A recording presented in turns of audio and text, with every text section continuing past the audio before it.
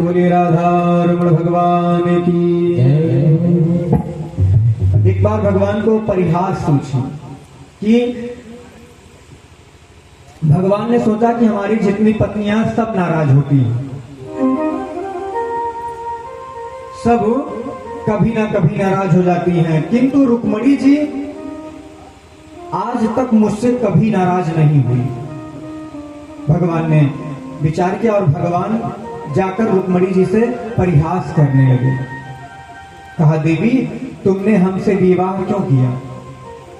जैसे भगवान ने पूछा कि तुमने हमसे विवाह क्यों किया, तो मैया तो एकदम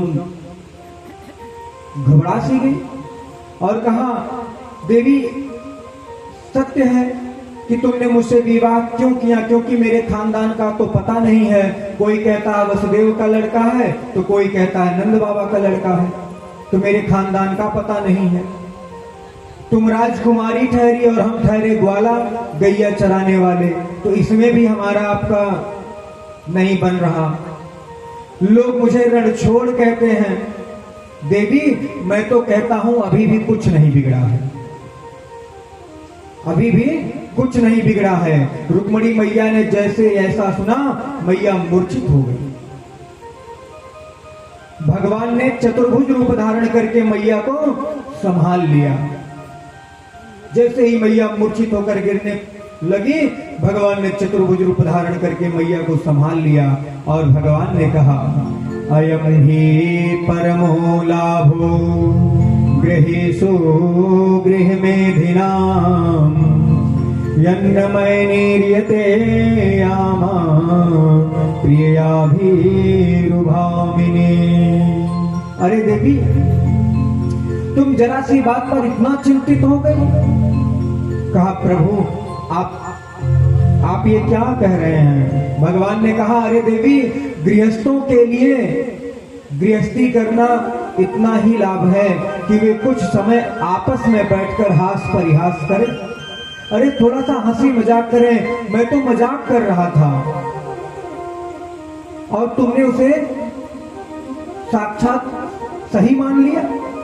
देवी मैं मजाक कर रहा था। मैया ने कहा, स्वामी आप तो बिल्कुल ठीक कह रहे थे।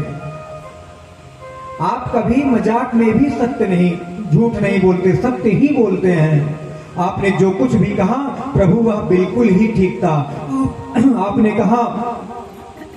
आपने कहा कि आप निर्गुण हैं, इसलिए आप में गुण कहां से होंगे। आपने कहा कि आपके माता पिता का पता नहीं है।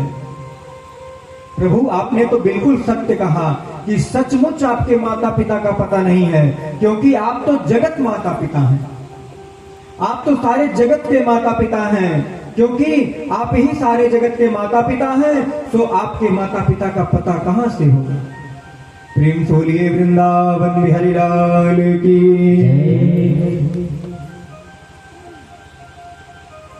जैसे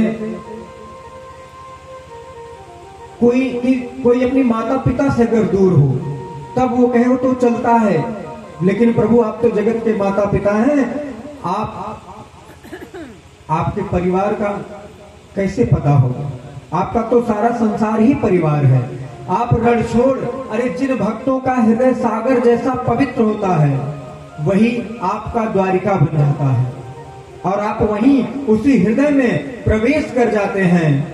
हे प्रभु आपने कुछ भी झूठ नहीं बोला। इस तरह मैया ने भगवान की स्तुति की।